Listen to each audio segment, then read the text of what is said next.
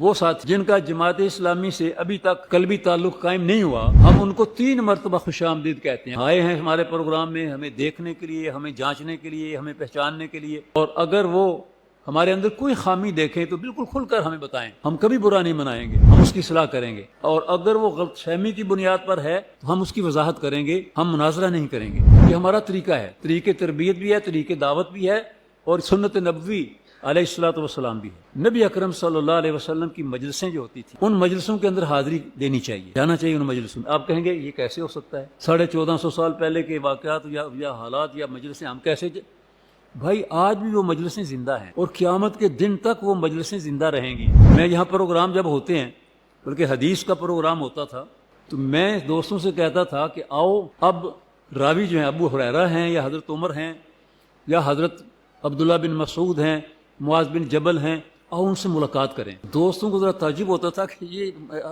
مربی کیا کہہ رہا ہے۔ پھر ہم ان سے ملاقات کرتے تھے کہ حالات، چند ان کی اہم باتیں جو ہیں، اور لوگ کہتے تھے کہ اصل ساری تربیت گاہ کے اندر اصل پروگرام ہے وہ تو یہی ہے، اور ظاہر ہے کہ ہاں حضور کی مجلس کے اندر، صحابہ کی مجلس کے اندر جانا۔ آئیے میں آپ کو بتاؤں کہ صحابہ کی مجلسیں کیسی ہوتی ہیں۔ اللہ نے فرمایا کہ گواہی دی اللہ تبارک و تعالیٰ نے سورہ فتح کے اندر، وَكَفَى بِاللَّهِ شَهِيدًا محمد الرسول اللہ تعالیٰ اس بات کی گواہی دیتا ہے کہ محمد صلی اللہ علیہ وسلم اللہ کے رسول ہیں، اور ان کے ساتھی کیا شان ہے ان کی، کافروں کے مقابلے میں فولاد ہیں اور اہل ایمان کے مقابلے میں موم ہیں، موم سے بھی نرم۔ رحماء بینہم، ان کو تم دیکھو گے اللہ کے سامنے رکوع و سجود میں، ان کے چہروں پر تم دیکھو گے سجود کے آثار ہوں گے۔ سجود کے آثار کا مطلب دوستو یہ نہیں ہے کہ ماتھے کے اوپر وہ جو بن جاتا ہے نشان، وہ نہیں، ان کے چہروں کو دیکھ کر لوگ کہہ سکتے ہیں کہ یہ آدمی جو ہے اس سے کوئی شر نہیں نکل سکتا۔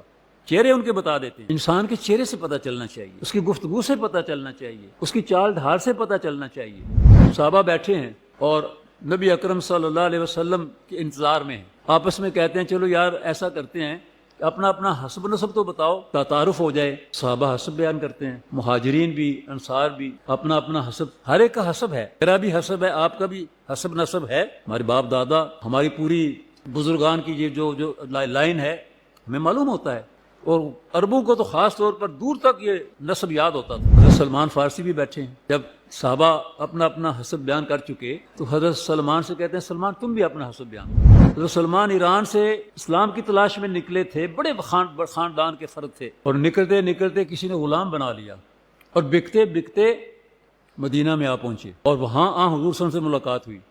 غلام تھے ایک یہودی کے، حضور پر ایمان لیا لیکن غلام تھے۔ حضور نے کہا سلمان تم اس سے بات کرو کہ تمہارے ساتھ معاہدہ کر لے، کیا چاہیے اس کو کہ تمہیں آزاد کر دے۔ اس نے کہا، انہوں نے جا کر بات کی تو اس نے کہا اتنے اوکیا چاندی چاہیے مجھے، اور 100 درخت کھجور کے میرے باغ کے اندر لگا دیے جائیں، تمہیں آزاد کر دوں گا۔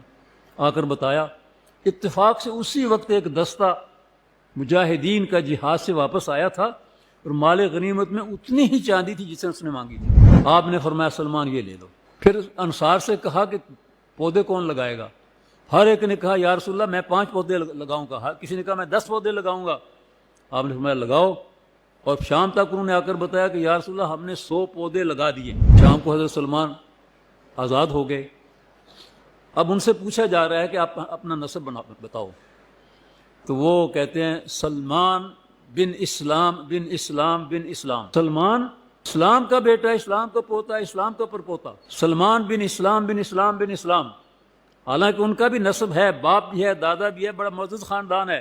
وہ فرماتے ہیں کہ میں تو سب کچھ چھوڑ چھاڑ کر آ گیا ہوں، میرا تو اسلام ہی سب کچھ ہے۔ حضور کو جب یہ پتہ چلا تشریف لائے تو آپ بہت ہی خوش ہوئے، اور آپ نے فرمایا تم نے اپنا اپنا نسب بیان کیا ہے، سلمان منا اہل البیت، سلمان میرے اہل بیت میں سے ہے۔